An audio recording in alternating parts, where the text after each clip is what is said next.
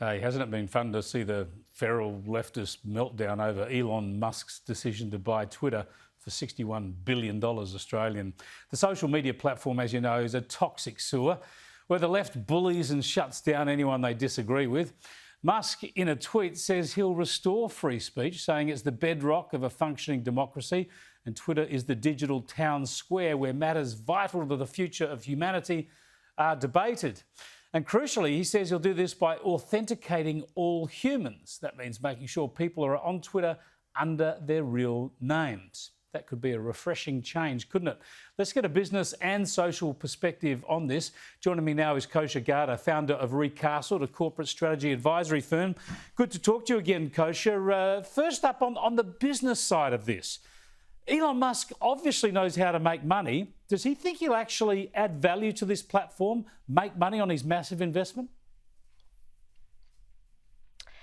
Good to be with you, Chris. I think so, because while most of the airplay around this, since this news is broken, is around the societal impact of this and the place for free speech and everything, there is a secondary focus that is very, very important and should not be discounted. So Twitter is one of the original platforms that launched, at the start of sort of the social media revolution 10 years ago or so, and it's really languished, where its valuation has remained pretty much flat. Its user base has grown anemically compared to Facebook and Google and YouTube and TikTok and all of those that together have 8 billion or so users, basically most of the world's population over there, while Twitter just languishes at sort of less than 500 million. And there is a case to be made that Twitter punches above its weight in terms of the influencers that access the platform, and the monetization does not reflect that.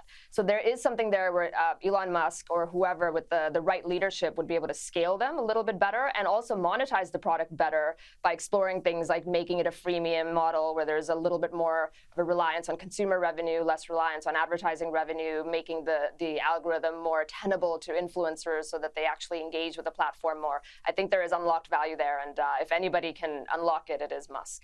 That'll be fascinating to watch, because I think one of the points about Twitter is that it does influence the public square far beyond the numbers involved, as you say. Journalists, for instance, use it as a guide to public opinion, and that's why I think it's so distorting. But if he monetizes that and perhaps even improves its connection to the real world, that'll be quite something. Now, one of the ways he hopes to do this is authenticating all human users, and that is, essentially, you can do that on Twitter now. People have a blue tick. It means that their identity has been confirmed. He's essentially saying that everybody on the platform would have their identity confirmed. You don't have anonymous trolls on the platform. Do you think this is feasible? Do you think this would be a step forward? I think it's great for honesty and to improve the tenor of debate.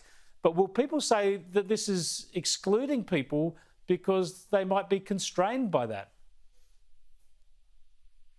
It's a very interesting point and a great question. So what he's contending, and these are sort of just product ideas that he's throwing out there to gain initial feedback right now, is setting up some sort of a freemium model. So there is this product feature called Twitter Blue right now that they just launched about a year ago. He wants to expand its functionality whereby anybody who signs up for Twitter Blue, where you would pay a price of $2 or $3 a month, you would have the opportunity to be authenticated and receive that blue check.